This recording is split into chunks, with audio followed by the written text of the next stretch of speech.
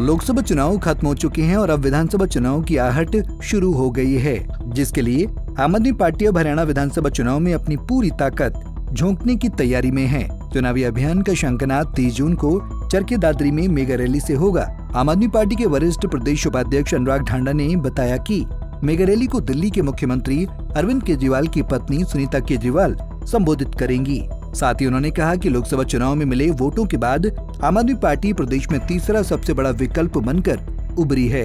इसलिए आम आदमी पार्टी आगामी विधानसभा चुनाव के मद्देनजर बूथ स्तर तक अपने संगठन को मजबूत करने का काम करेगी।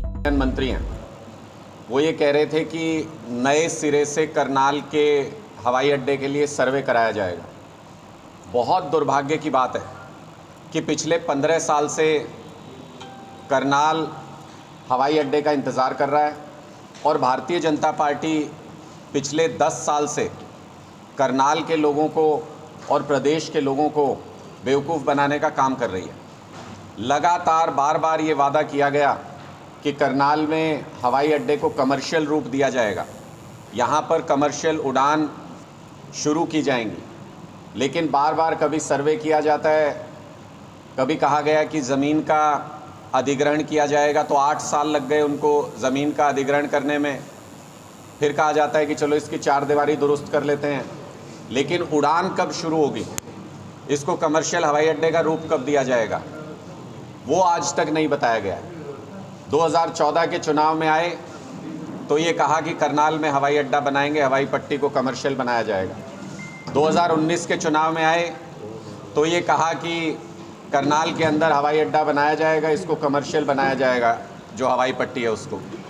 2024 के चुनाव में भी, और आप लोगों ने तो क्या कमाल किया कि पहले भी मुख्यमंत्री यहीं से थे, अब दोबारा नए मुख्यमंत्री आए हैं तो वो भी करनाल से ही हैं, लेकिन 2 मुख्यमंत्री और 2 बार सरकार बनाने के बाद भी भारतीय जनता पार्टी ने करनाल के लोगों के इस सपने को कभी पूरा नहीं किया, ना इसकी तरफ ध्यान दिया।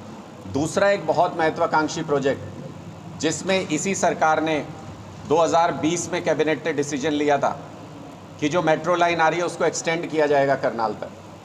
2020 से आज 4 साल हो गए, उस प्रोजेक्ट के ऊपर भी क्या काम किया, ज़मीन के ऊपर वो प्रोजेक्ट कितना आया कितना नहीं आया, उसके बारे में भी कोई स्पष्ट अभी तक सरकार की तरफ से कोई पहल नहीं है, कोई सूचना नहीं है किसी प्रकार की। और इस प्रोजेक्ट पे बहुत धीमी गति से दोनों प्रोजेक्ट्स के ऊपर काम चल रहा है, या ये कहें कि सिर्फ कागज़ों में काम चल रहा है, ज़मीन के ऊपर कोई काम किसी तरीके का इन दोनों प्रोजेक्ट्स के ऊपर नहीं किया जा रहा है।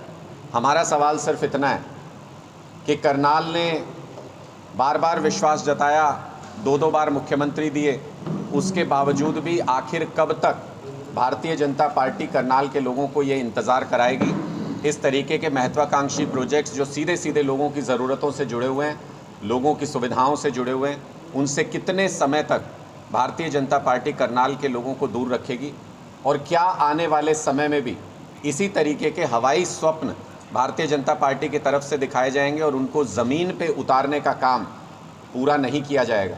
अगर ऐसा ही है और अगर इसी तरह से लोगों के सपनों को चकनाचूर करना है भारतीय जनता पार्टी को, तो इस बार लोग अब तैयार हो रहे हैं। भारतीय जनता पार्टी से हरियाणा की जनता ने मुंह मोड़ने की शुरुआत कर ली है और विधानसभा चुनाव में बची खुची कसर भी पूरी कर दी जाएगी। मुझे लगता है कि अब भारतीय जनता पार्टी से सवाल पूछने का समय, आने वाले विधानसभा चुनाव से पहले जितने भी वादे इन लोगों ने पिछले 10 साल में किए हैं, जितने काम करने का इन लोगों ने दम भरा है पिछले 10 साल के अंदर, जितनी असुविधाएं पैदा की हैं जनता के लिए, उनको लेकर के अब इनसे सवाल पूछा जाना चाहिए, इनकी सरकार से, भारतीय जनता पार्टी की सरकार से। और आम आदमी पार्टी ये काम बहुत शिद्दत से, बहुत मजबूती के साथ करेगी। हम एक एक बूथ पर, पूरे हरियाणा के अंदर एक एक बूथ पर हम अपनी तैयारी शुरू कर रहे हैं, अपने बूथ को मजबूत कर रहे हैं। जनता से जुड़े हुए सवालों को हर प्लेटफॉर्म पर पूछेंगे और बहुत जल्द लोगों के बीच में उन रियल मुद्दों को लेकर के पहुंचेंगे जिनके ऊपर हरियाणा की राजनीति होनी चाहिए, जिनको लेकर के भारतीय जनता पार्टी ने कभी भी लोगों का काम नहीं किया, लोगों के उन मुद्दों के ऊपर सार्थक तरीके से काम नहीं किया। इसको लेकर के आम आदमी पार्टी अपने चुनावी अभियान का शंखनाद 30 तारीख से करने जा रही है। 30 जून को हम एक महारैली हरियाणा के अंदर करने जा रहे हैं चरखी दादरी में, जहां पर माननीय अरविंद केजरीवाल जी की धर्मपत्नी सुनीता केजरीवाल जी आएंगी और इस अभियान का शंखनाद करेंगी। उसके लिए हम पूरे हरियाणा में हर विधानसभा में आने वाले 2-3 दिनों के अंदर अपनी बैठकें आयोजित करके तैयारियों का जायज़ा ले रहे हैं, तैयारियों को आगे बढ़ा रहे हैं।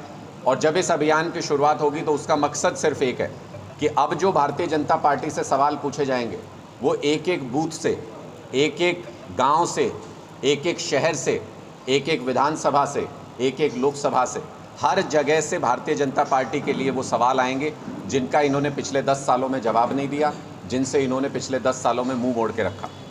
हमारी पार्टी के संस्कार हैं कि कोई घर आए तो उसका सम्मान करेंगे, लेकिन राजनीतिक विरोधियों को, राजनीतिक प्रतिद्वंदियों को पूरे जुनून के साथ लड़के धूल चटाएंगे। ये हमारा जुनून है। ये दोनों चीज़ों को हम समाहित करके चलते हैं। कोई घर आएगा उसका स्वागत किया जाएगा, कोई राजनीतिक विरोधी होगा सामने टक्कर लेगा तो उसको धूल भी चटाएगा। वहीं अनुराग ढांडा ने दिल्ली के जल संकट को लेकर कहा कि बीजेपी राजनीतिक द्वेष के चलते दिल्ली को पानी की कम सप्लाई कर रही है। उन्हें ऐसा शक है पिछले दिनों जब हरियाणा में बाढ़ आई हुई थी तब उन्होंने दिल्ली की तरफ पानी छोड़ दिया था, जिससे साफ है कि गंदी राजनीति भारतीय जनता पार्टी कर सकती है। दिल्ली जाने वाले पानी की रास्ते में चोरी हो रही है और बीजेपी सरकार इसे रोकने के लिए कुछ नहीं कर रही है। पानी को लेकर के दिल्ली सरकार ने आरोप लगाए थे हरियाणा सरकार के ऊपर कि पानी दिल्ली में पूरा नहीं पहुंच रहा है। हम बार बार ये कहते हैं कि भारतीय जनता पार्टी पर इन सब चीज़ों को लेके, ऐसी राजनीतिक साजिशों को लेके शंका की जा सकती है। उसका कारण खुद भारतीय जनता पार्टी ने दिया है। जब बाढ़ आई थी पीछे तो हम सब ने देखा कैसे भारतीय जनता पार्टी ऊपर से कहती रही कि हमने नहीं कि कुछ किया, हमारे हाथ में कुछ नहीं है। लेकिन वीडियोस भी आए, सारे तथ्य भी सामने आए कि जानबूझ के पानी को डाइवर्ट भी किया गया दिल्ली की तरफ और दिल्ली के बैराज को बंद भी करके हरियाणा सरकार की तरफ से जानबूझ के रखा गया। बाद में अधिकारियों को सस्पेंड करके खाना पूर्ति कर रहे थे। तो इसलिए लोगों के मन में ये संदेह आता है कि गंदी राजनीतिक साजिश भारतीय जनता पार्टी कर सकती है।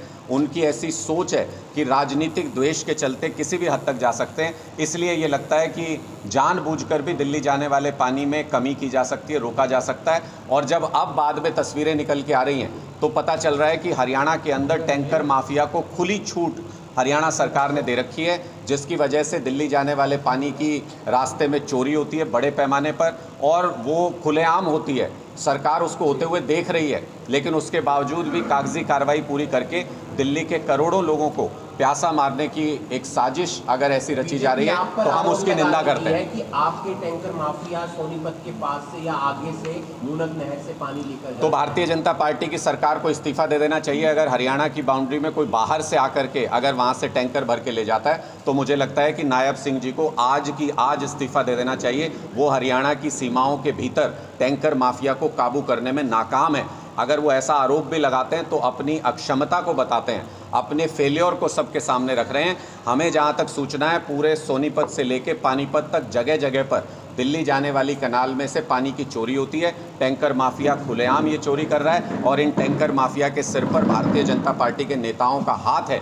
बिना उनकी सरपरस्ती के ये नहीं हो सकता किसी भी हालत। अनुराग ढांडा की माने तो लोकसभा चुनाव के बाद उन्हें पूरा विश्वास है कि हरियाणा की जनता अब भाजपा से मुंह मोड़ने लगी है। बची कुची कसर विधानसभा के चुनाव में जनता पूरी कर देगी। कर्नल से bureau report, Punjab Kesari TV. हमसे जुड़े रहने के लिए हमारे YouTube चैनल को सब्सक्राइब करें और नई वीडियो की नोटिफिकेशन के लिए बेल आइकॉन को दबाएं। अगर आप ये वीडियो Facebook पर देख रहे हैं तो लाइक जरूर करें और ज्यादा से ज्यादा शेयर करें। धन्यवाद।